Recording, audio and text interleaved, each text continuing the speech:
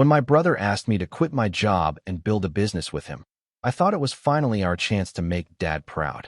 Customers were pouring in. The money kept growing. Everyone called us a success. Then one morning, federal agents showed up at my house. And my brother had already disappeared. My name is Caleb Morris. And until 2 years ago, I was the boring brother. That was what my younger brother, Marcus, called me. Not cruelly. At least, I didn't think so then. He said it with a grin, like it was a joke between us. I had a steady job managing accounts for a regional supply company. I paid my mortgage early. I drove the same truck for 9 years. I knew exactly how much was in my retirement account. Marcus was the opposite. He could walk into a room full of strangers and leave with 3 investors, 2 dinner invitations, and someone offering him a boat. Dad used to say, "Marcus sells the dream. Caleb makes sure the lights stay on." After Dad died, that sentence haunted me. Not because it was insulting, because I wanted it to be enough. 3 months after the funeral, Marcus invited me to lunch at Dad's favorite diner. He was already in the booth when I arrived, wearing a blue blazer and that excited look he got right before dragging someone into one of his big ideas. "I found it," he said. "Found what?" "The thing Dad always wanted for us." I should have asked more questions. Instead, I sat down. Marcus slid a folder across the table. Inside were charts, contracts, and projections for a company called Morris Growth Partners. He said small business owners needed short-term capital. We would connect them with private investors. The businesses would pay fees. Investors would get steady returns. "It's not gambling," he said. "It's helping people grow." The word people mattered to me. Dad had run a hardware store for 31 years. He believed in handshakes, local businesses, and family reputation. Marcus knew exactly which buttons to press. "I need you," he said. "You understand operations, compliance, paperwork, all the things I hate." I laughed. "That's not exactly a sales pitch. It is if I'm being honest." Then he got quiet. Dad never got to see us build something together. That was the moment he had me. Within 6 weeks, I quit my job. The first few months felt like proof that I had made the right decision. Marcus brought in clients faster than I could process their applications. Restaurant owners, contractors, salon owners, people with tired eyes and hopeful voices. Investors came next. At first, they were Marcus's friends from golf clubs and charity events. Then they were friends of friends. Then people I barely knew were calling me asking how to wire money. I handled the office, files, payroll, and customer onboarding. Marcus handled investor presentations. He called me the responsible one in every meeting. If Caleb signs off, he'd say, "You know it's solid." I hated how proud that made me feel. Mom invested first. She put in $100,000 from Dad's life insurance. I told her not to. I said family money made things complicated. Marcus wrapped an arm around her and said, "Mom deserves to be part of Dad's legacy." She cried. I signed the paperwork. That was the first signature I would regret. By the end of the first year, Morris Growth Partners had a glass office, a receptionist, and a waiting list of investors. Marcus bought a black SUV and said appearances mattered. I kept my old truck and told myself that meant I was still grounded. But small things started bothering me.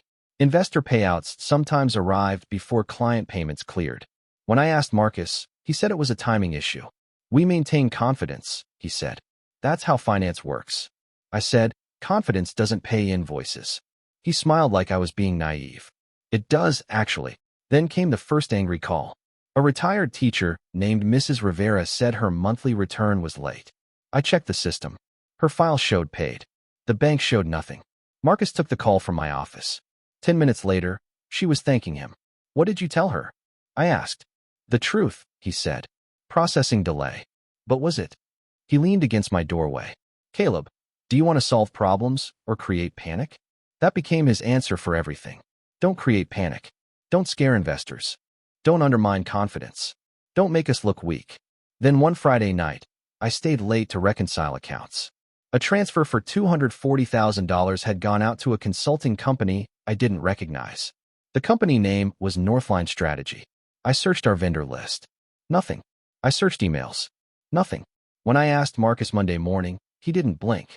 "Marketing consultant," he said. "For what?" "Investor acquisition." We paid them almost $250,000.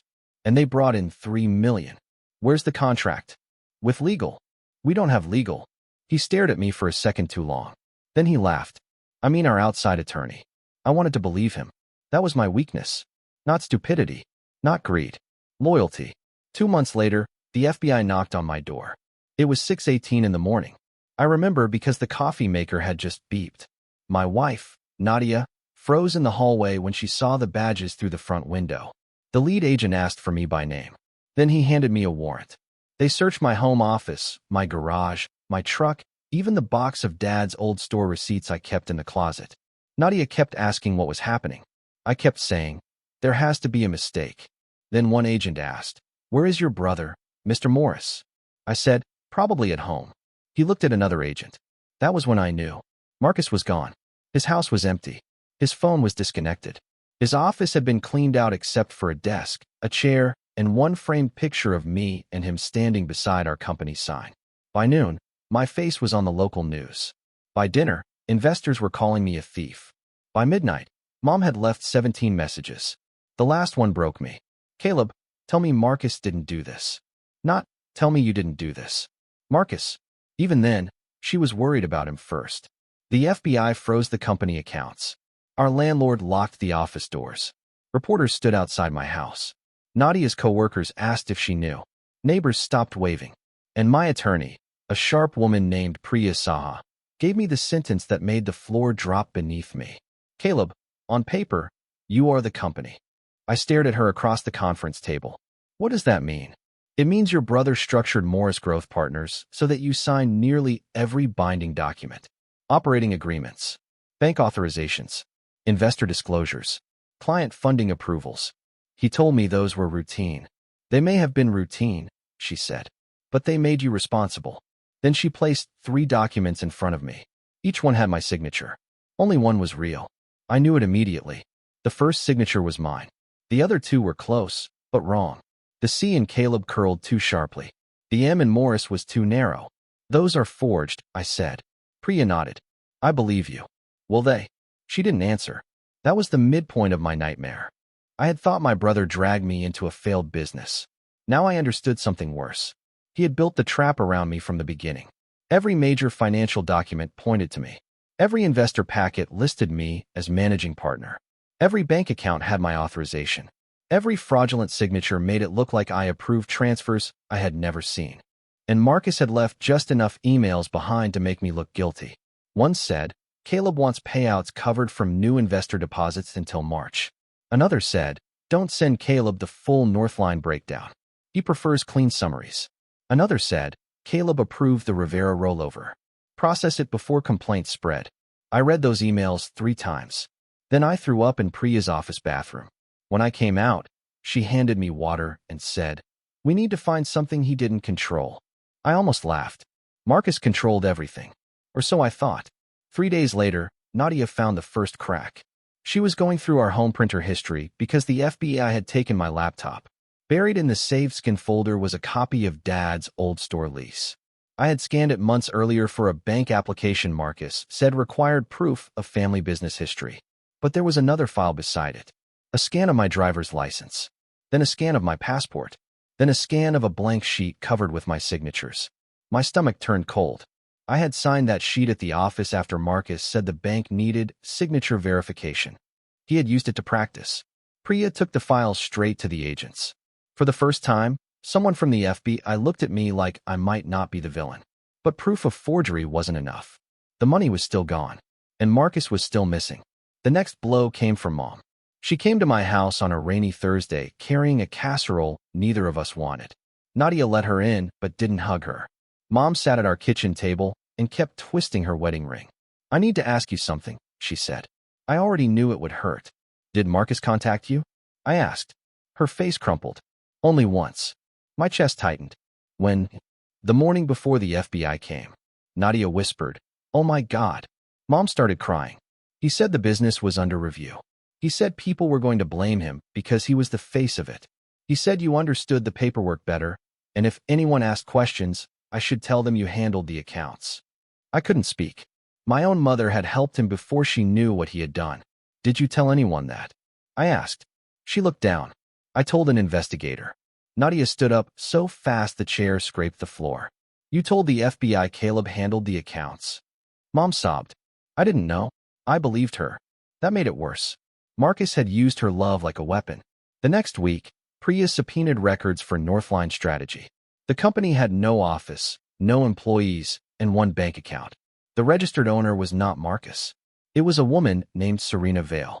I didn't recognize the name until Priya showed me a photo. Serena had been at our launch party. Marcus introduced her as a branding consultant.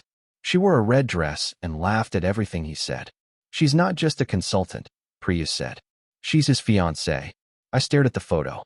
My brother isn't engaged. Not under his real name. That was the larger twist waiting near the end of the road. Marcus had been living a second life for almost a year. He had an apartment 2 towns over. A fake consulting company. A fiancé who believed he was a widowed financial executive named Mark Collins. And Northline Strategy had received over $3.8 million from Morris Growth Partners. The money didn't vanish. It had been moved, layer by layer. While I was working late and defending him to investors, Marcus was planning a new life with a new name. But he made one mistake. He trusted the wrong woman. Serena showed up at Priya's office 2 days after agents visited her apartment. She looked exhausted, furious, and humiliated. "I didn't know about the Ponzi scheme," she said. "But I know where he is." Marcus had told her they were leaving for Costa Rica after one final audit. He had bought tickets under fake names. He had also asked her to destroy a locked silver laptop if anything happened. Instead, she gave it to the FBI. That laptop saved my life. It had spreadsheets showing incoming investor funds being used to pay earlier investors. It had fake client contracts. It had scanned signatures. It had a folder labeled CM Liability Shield. CM. Caleb Morris. Inside were notes Marcus had written about me. Caleb is risk-averse. Use father legacy angle. Caleb will sign if mom signs first. Keep Caleb away from investor complaints. Make Caleb managing partner for regulatory exposure. Reading those lines hurt more than the fraud. My brother hadn't panicked and blamed me. He had studied me. He had measured my love for Dad, my trust in family, my need to finally be more than the boring brother. Then he used all of it. The FBI arrested Marcus at a small airport in Florida 5 days later. He had dyed his hair darker and shaved his beard. When they showed his mugshot on the news, I barely recognized him. Mom collapsed when she saw it. I didn't. I just felt tired. The criminal case took months. Investors still hated me. Some apologized quietly after the truth came out. Others never did. I understood both. People lost retirement money, college funds, emergency savings. Even if I hadn't stolen it, my name was on the door. That was the hardest truth to accept. Being betrayed didn't erase the damage. Priya helped me cooperate fully with prosecutors. I testified against Marcus. I turned over every file, every email, every memory.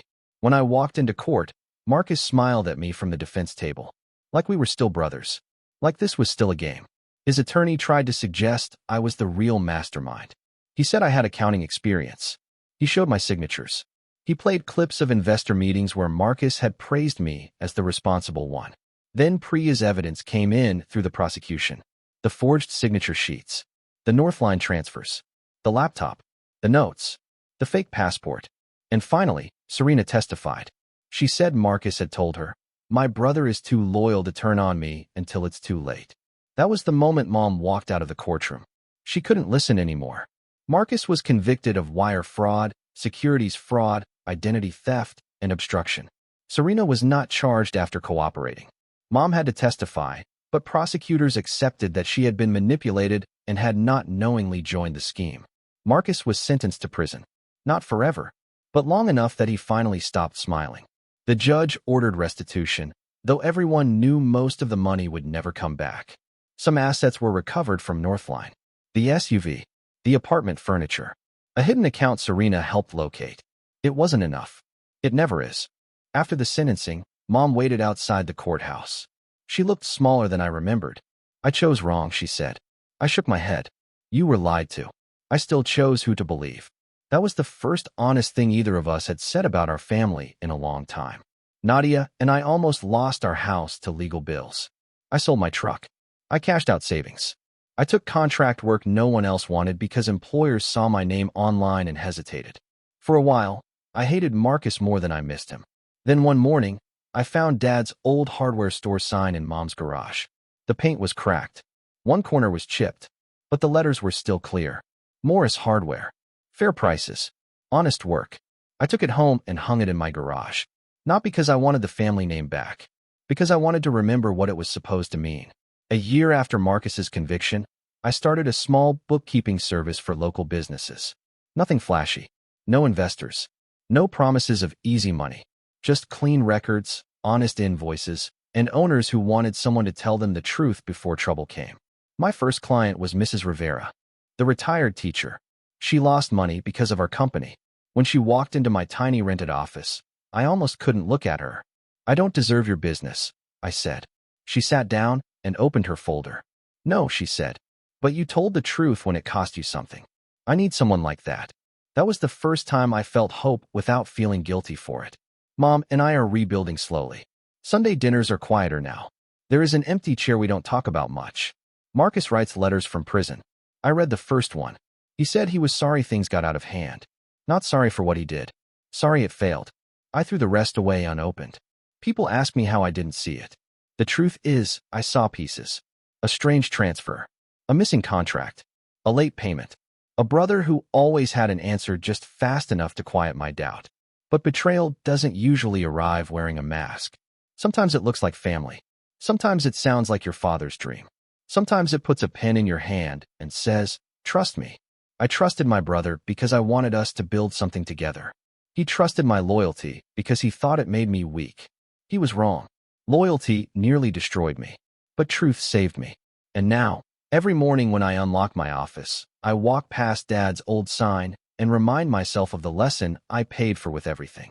Fair prices, honest work, and never sign your name to a dream someone else refuses to stand beside.